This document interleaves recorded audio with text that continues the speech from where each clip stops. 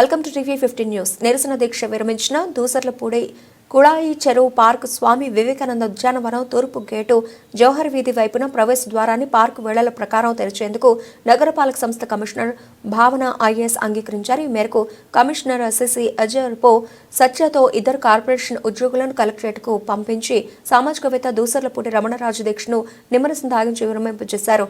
2 రోజుల్లో పార్కు తూర్పు గేటు ప్రవేశ ద్వారాన్ని పార్కు వేళల ప్రకారం తెరిపించే ఏర్పాటుకు ఆదేశాలిచ్చారు. సీఎం ప్రజా ఫిర్యాదుల పరిష్కార వేదికకు జిల్లా కలెక్టర్కు సమాచారం ఇచ్చి పత్రికలకు ప్రకటన విడుదల చేస్తామని కమిషనర్ సిసి సత్య తెలియజేశారు.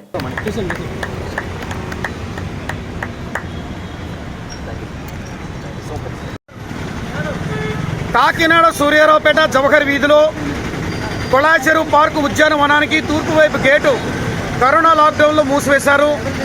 దీనిని ప్రవేశ ద్వారంగా చేయాలని చెప్పేసి సీఎం ప్రజా ఫిర్యాదుల పరిష్కార వేదికను కోరడం జరిగింది. అక్కడి నుంచి వారు ఇక్కడికి ఆదేశాలు ఇవ్వడం జరిగింది. జిల్లా కలెక్టర్ గారు గ్రీవెన్స్లో కోరడం జరిగింది. వారు కూడా ఈ గేట్ తెరవాలని చెప్పారు. డిఆర్ఓ గారు కూడా గతంలో కమిషనర్గా పనిచేస్తున్నారు కాబట్టి దీని మీద పబ్లిక్ డిమాండ్ ఉంది, తెరవాలనేటువంటి అభిప్రాయం కాబట్టి తెరవాలని చెప్పి వారు కూడా తెలియజెప్పారు.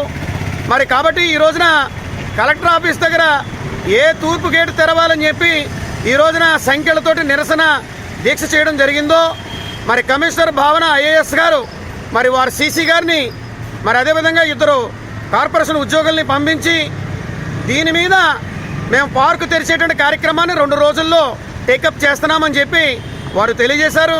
నిమ్మరసం పంపించారు. దీక్షను విరమణ చేయడం జరుగుతుంది.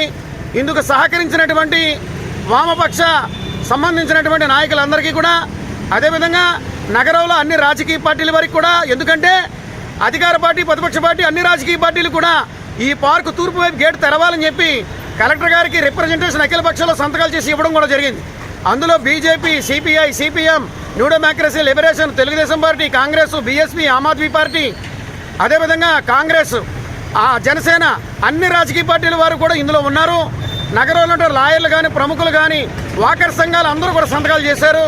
మరి ఈ రోజున ఇది సఫలమైనందుకు సంక్రాంతి సందర్భంగా పార్కు గేట్లు తెరవాలని కోరినప్పటికీ మరి నూతన సంవత్సరం నుంచే పార్కు ప్రవేశం కల్పించే అవకాశాన్ని భావన గారికి ఇస్తున్నందుకు కమిషనర్ సన్మోహన్ గారు వారి ద్వారాగా, డిఆర్ఓ వెంకట్రావు గారి ద్వారాగా, సీఎం ఛాంబర్ వారి ద్వారాగా కమిషనర్ ఐఏఎస్ గారికి ధన్యవాదాలు తెలియజేసుకుంటూ ఈ దీక్షను విరమణ చేసి ఇంటికి వెళ్ళడం జరుగుతూ ఉంది.